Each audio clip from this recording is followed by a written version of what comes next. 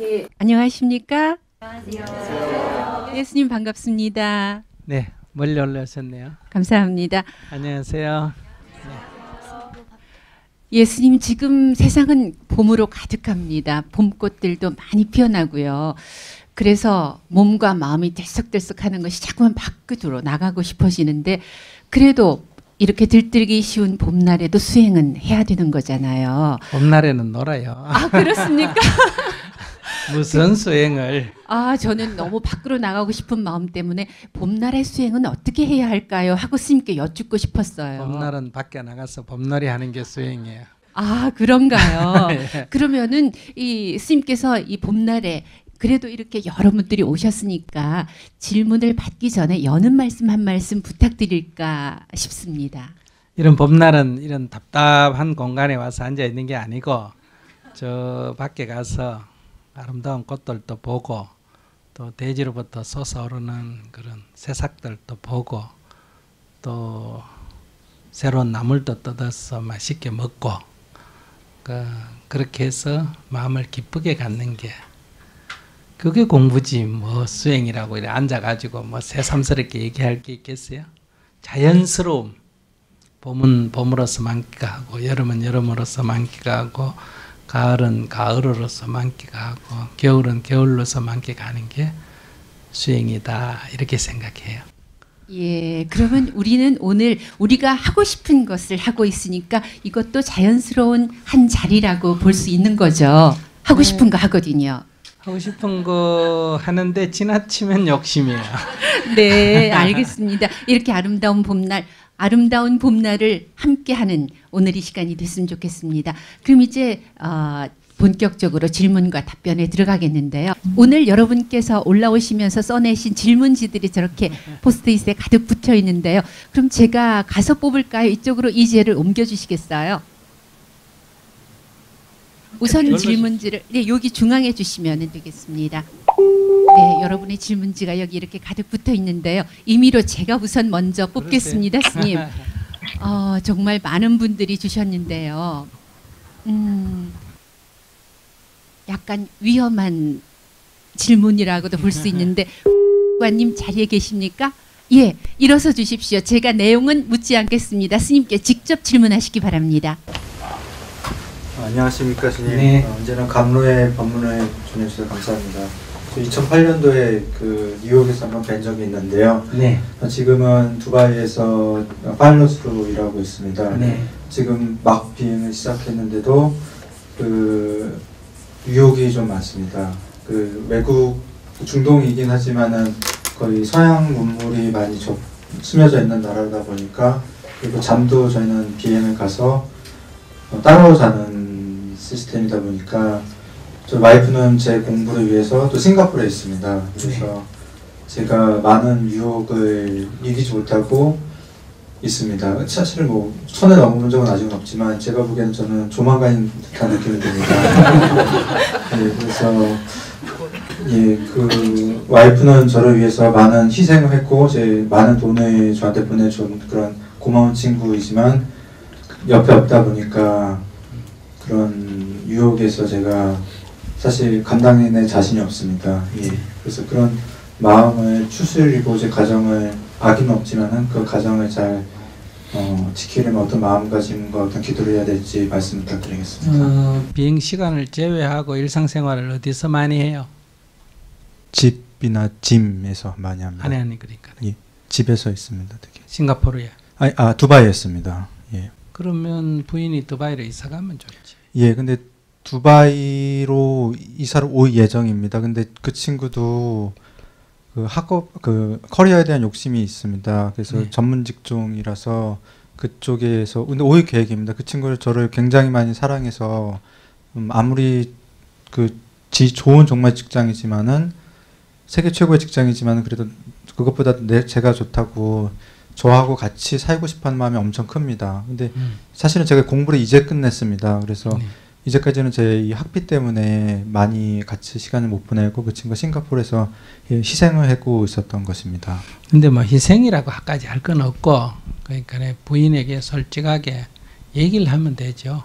나 아직 젊고 혼자 밤에 자게 되면 예. 성적인 욕망 같은 게 일어나고, 그래서 내가 혼자 자제하기가 쉽지가 않다. 예. 솔직하게 얘기하고, 그래서 너를 사랑하지 않아서가 아니고 이런 나의 처지를 이해해서 가능하면 두바이로 빨리 와서 같이 힘을 합하자, 이렇게 제안을 해서 나의 그 좀 급박한 상황을 아내한테 솔직하게 얘기하는 게 좋지 않을까 싶은데요. 근데 제 마음이 정말 나쁜 게 제가 말하고 싶지 않습니다. 그런 마음을 혼자 있고 싶고, 와이프 같은 경우에는 굉장히 엄격한 편이거든요.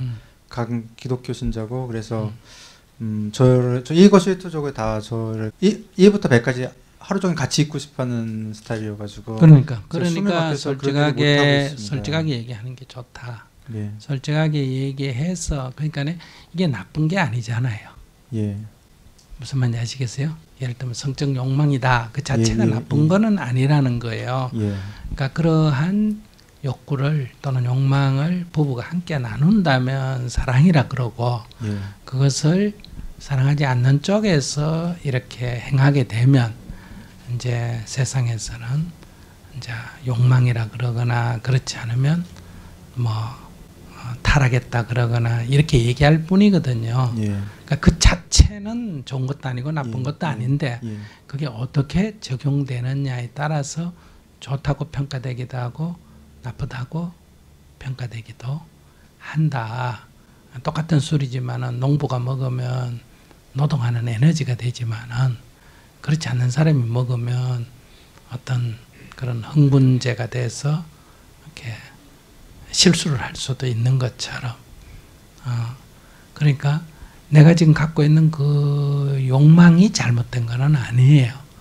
그것을 사실대로 부인에게 얘기해서 부인과 그런 상호 처지, 그러니까 이제 사람이 부인하고 나하고 똑같지는 않습니다. 사람마다. 쉽게 얘기하면 우리들의 어떤 성적인 욕구라 하는 것도 이성에 대한 성적 욕구가 있고 동성에 대한 성적 욕구가 있고, 두 가지를 다 갖는 양성적 욕구가 있고, 두 개 다 아무 관심이 없는 무성애가 있어요. 그러니까 이성애, 동성애, 양성애, 무성애, 현실에서는 이런 네 가지가 있어요. 근데 한 99%는 이성애예요, 다수가. 그럼 나머지는 소수란 말이에요. 그러니까 상대가 예를 들면 동성애자라면, 다시 말하면 이성에 대한 관심이 없잖아, 그죠? 그럼 우리가 느낄 때는 나를 사랑하지 않나 이렇게 느낄 오해를 할 수가 있다. 또 동시에 무성애자라면 어떻겠어요? 무성애자가 스님이 되면 아주 훌륭한 사람이에요. 근데 무성애자가 만약에 결혼을 한다면 결혼 생활에 굉장한 어려움이 있다는 거예요. 예를 들면 부부관계를 갖게 되면 아기도 낳고 육체적으로는 아무 이상이 없는 거예요. 그러나 성적인 그런 욕구가 전혀 안 일어나니까, 그러니까 굉장히 소극적으로 대응을 하겠죠. 억지로 대응을 한단 말이에요. 그러니까 나를 두고 딴 사람 사랑하느냐, 나한테 아무런 호기심이 없다, 이제 오해가 발생한다는 거예요. 그러면 이거는 타고나는 거니까 그에 맞게 우리가 대응을 해야 되거든요. 근데 우리는 내가 이런 욕구가 있다고 상대도 똑같이 있을 거라고 생각한다든지, 내가 없다고 상대가 있는 거를 저급하게 생각한다든지, 이런 데서 이제 오해가 발생한다. 그 다음에 그 성적인 욕구가 있더라도 아주 약한 사람이 있고, 그 다음에 보통 평균적인 사람이 있고, 자기가 자기 성적 욕구를 통제하지 못하는 그런 강한 욕구가 있는 사람이 있습니다. 그러니까 이제 그런 경우는 이렇게 부부가 떨어져 있으면 사고가 나게 돼 있는 거예요. 그러니까 도덕적인 윤리관이 없어서 그런 게 아니라 자기가 자기를 통제를 못하기 때문에 오는 문제라는 거죠. 그런 경우에는 이제 가능하면 부부가 떨어져 있지 않는 게 좋다. 그럼 어느 정도 그 성적인 다른 건 다 서로 사랑하고 마음은 좋은데 성적인 것에 대해서 별로 뭐 큰 욕구가 없는 사람이다. 그럴 때는 떨어져 살아도 크게 문제가 없어요. 상호 불편이 없다. 근데 그냥 상호 간에 불균형이 있다. 한쪽은 그런 성애가 강하고 한쪽은 아주 적다 하면 그 사이에 이제 굉장한 갈등이 발생하는 거예요. 없는 사람이 볼 때는 또는 적은 사람이 볼 때 있는 사람이 좀 이상해 보인다. 짐승 같다. 취해 보인다. 이렇게 부도덕해 보인다. 이렇게 평가되고 그 다음에 이제 있는 사람이 볼 때는 없는 사람에 대해서 또 나를 사랑하지 않나 이런 불만이 생기고 그러니까 이렇게 이 작은 문제 하나도 다양한 거예요. 그 다음에 이제 이 성적 장애가 생기면 이제 이성에 다가가지 못하는 사람이 있어요. 그러니까 이런 장애는 이제 이렇게 뭐 내일을 훔쳐간다든지 그러니까 상대편 벗은 모습을 멀리서 훔쳐본다든지 그러지 당사자 앞에는 못 나서는 거예요. 그러니까 이 굉장히 성적 욕구가 강한데 그렇지가 않고 사람한테는 이렇게 맞대응을 못하고 이제 그런 환자도 있고 뭐 환자라고 할 수도 없어요. 그 부분만 그렇다는 거예요. 그 다음에 이제 그런 사람이 이제 성적 욕구에 대해서 대상을 찾을 때는 성인의 이성에 대해서는 두려움 때문에 접근을 못하고 그래서 이제 어린아이들에게 대해서 접근을 하는 거예요.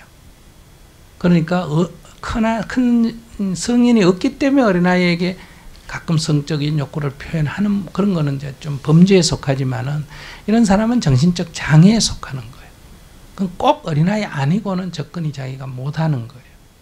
그러니까 이런 것은 다 치료를 해야 되는 거거든요. 근데 이제 그것이 상대에게 드러날 때는 어떻게 했어요? 이 사람 처지로 볼 때는 다 이해가 되지만은 그게 어린아이 입장에서 볼 때는 엄청난 상처고 충격이잖아요. 사회적으로 이제 엄청난 범죄가 되는 거고 성적 욕구를 제어 못해서 강제로 타인에게 표현했을 때는 이제 우리가 말하는 성추행, 성폭행 이런 문제가 발생하지 않습니까? 그죠? 그럼 이건 상대에게 엄청난 범죄란 말이에요. 요즘 이거는 일반 폭행이나 뭐 살인보다도 더 형이 높은 이런 범죄에 속한다는 거예요. 그러니까 이제 자기의 신체 구조에 대해서 첫째 자신이 잘 알아야 된다. 그에 맞게 이제 환경을 만들어야 된다는 거예요. 그러니까 부인에게 오히려 솔직하게 얘기를 하고 그게 서로 안 맞으면 헤어지는 게 낫죠. 왜냐하면 잘못하면 두 사람 사이에 원수가 되니까 특히 아기까지 생기면 이제 어떻게 해결책도 없어진단 말이에요. 아기도 없다니까 이 상황을 충분히 서로 공유하고 그래서 이게 서로 안 맞으면 헤어지는 게 낫고 그 다음에 여기에 맞추어서 생활 공간을 옮기는 게 낫고 그런데 당분간 자기가 이걸 못하게 된다면 자기가 이제 그에 대한 도덕적인 대책을 부인의 요구에 맞게 세워야 되는 거예요. 그러면 이제 그게 병원에 가면 그런 성적인 욕구를 좀 심할 때 줄일 수 있는 그런 약물 치료를 받는다든지 무슨 말인지 아시겠죠? 안 그러면 본인이 혼자서 해소할 수 있는 다른 대안을 찾는다든지 이렇게 해서 그 부부의 신의에 금이 가지 않도록 하는 게 좋다는 거예요. 안 그러면 자기는 이제 아내한테 거짓말해야 되고 양심의 가책을 느끼고 그러면 사람이 이제 상대편 눈도 빤히 못 쳐다보고 늘 이게 죄진 것도 아닌데 죄진 것처럼 이제 그렇게 살아야 된다는 거예요. 자기를 못 견뎌서. 이제 이게 이제 일반인이 할 일이고, 그 다음에 이제 수행적 관점에서 한다면, 수행이라는 것은 모든 욕망으로부터의 자유가 해탈이거든요. 그러니까 자기가 이제 그런 성적 욕구가 일어나면 가만히 앉아서 그 성적 욕구에 빠지지 말고 그 욕구가 일어나는 자기 마음을 가만히 살피는 거예요. 성적 욕구가 일어나고 있구나, 일어나고 있구나, 이렇게. 그러니까 이거는 일어나면 안 된다든지, 일어나니까 욕구를 따라간다든지, 그러지 말고 일어나고 있구나 하고 계속 집중을 하면, 알아차림을 유지하면, 예를 들면 남자 같은 발개가 됐다가 저절로 수그러든다든지, 이제 그런 연습을 하게 되면 욕구가 일어나는 거는 있을 수 있지만 내가 그 욕구에 빠지지 않고 욕구로부터 자유로울 수 있다. 그러니까 욕구를 자꾸 나쁘게 생각하면 욕구를 억제하려니까 억제가 안 되니까 이제 발산을 하잖아, 그죠? 욕구 자체를 부정적으로 보지 말고 그냥 하나의 신체 현상으로 보고, 그러나 내가 거기에 빠져서는 안 된다. 그러니까 그 욕구로부터 내가 자유로워지는 것이 나의 행복과 해탈로 가는 길이다. 그런 측면에서 이제 알아차림을 유지하면 거기로부터 자유로워질 수가 있다. 결론적으로 말씀드리면 그 자체를 부정적으로 보지 마라. 그러나 거기에 매몰돼 가지고 이제 도덕적으로 비난받는 행위나, 안 그러면 이제 법률적으로도 범죄에 속하는 행위를 하게 되면 이제 자신의 욕구가 자신을 파멸로 이끌게 된다. 그러니까 그것을 충분히 세속적으로는 오히려 부부가 대화하거나 해서 그 문제에 대책을 세우든지 약물 치료를 받든지, 안 그러면 명상을 배워서, 명상이란 거 앉아가 참선한다 이게 아니라 욕구를 알아차림이라는 거예요. 알아차림을 통해서 거기로부터 자유로워지는 이런 수행을 자꾸 행하게 되면 욕구는 있지만 나는 욕구가 나를 파멸시키지 못한다. 이렇게 볼 수가 있어요. 저 해외에 있었으니까 추가 질문 하나. 네네. 그렇습니다. 저희 UAE에는 법당도 없고, 네. 그 청년불교회도 없습니다. 그래서 저는 가끔씩 그 무슬림들은 기도 시간이 정해져 있지 않습니까? 그래서 그 외 시간은 거기가 비어 있어서 거기 가서 비어 있는 시간에 가서 108배하고 그랬거든요. 그냥 근데 저는 스님을 통해서 법문을 처음 들었기 때문에 기독교에서 불교로 넘어왔는데 그냥 뭐 어떻게 법문도 어떻게 몰라서 겸손해지겠습니다. 왜냐하면 이렇게 팔로시다 보니까 콧대가 높다 보니까 주변 분들이 저는 겸손해지겠습니다. 그런 법문도 모르고 그냥 108배를 하곤 했습니다. 저같이 해외에 사시고 어떤 그런 같이 공부하시는 분들이 없는 사람들한테 어떤 방법으로 수련을 해야 할지.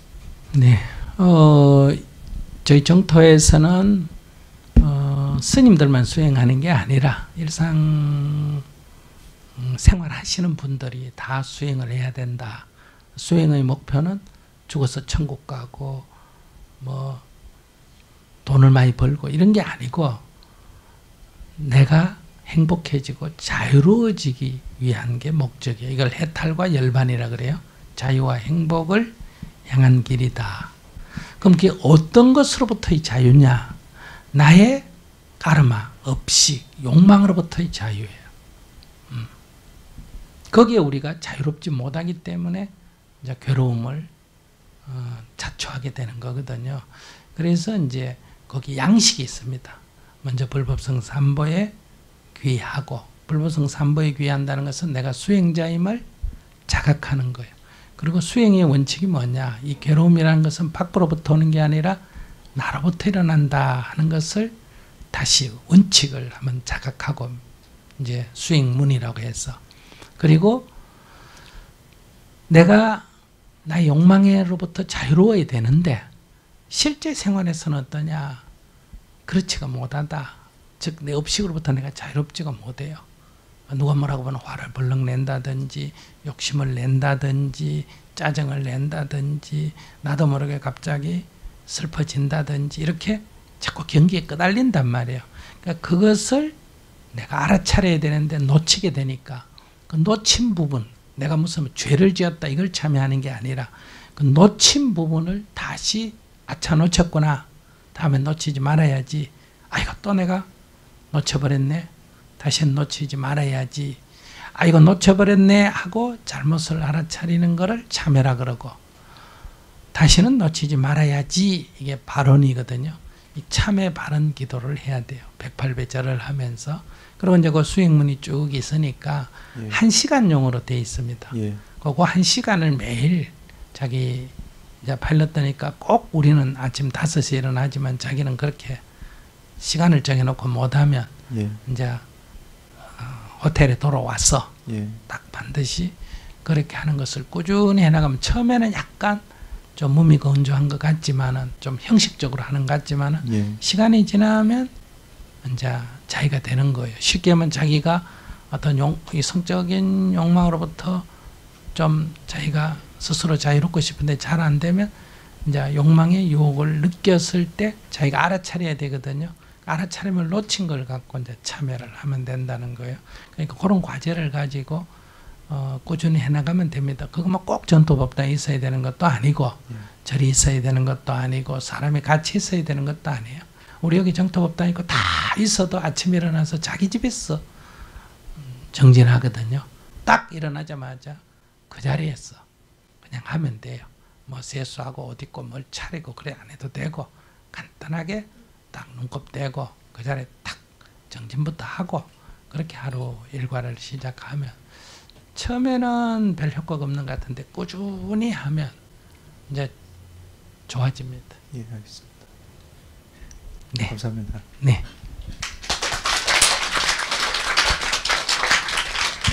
질문에 스님께서 답변을 해주셨는데요. 지금 방청석에 부부께서 참석하신 분이 계시는데요. 이 부부 관계에 도움이 되셨는지 두 분 가운데 소감 한번 들어보도록 하겠습니다. 어디 계십니까? 마이크 드리겠습니다.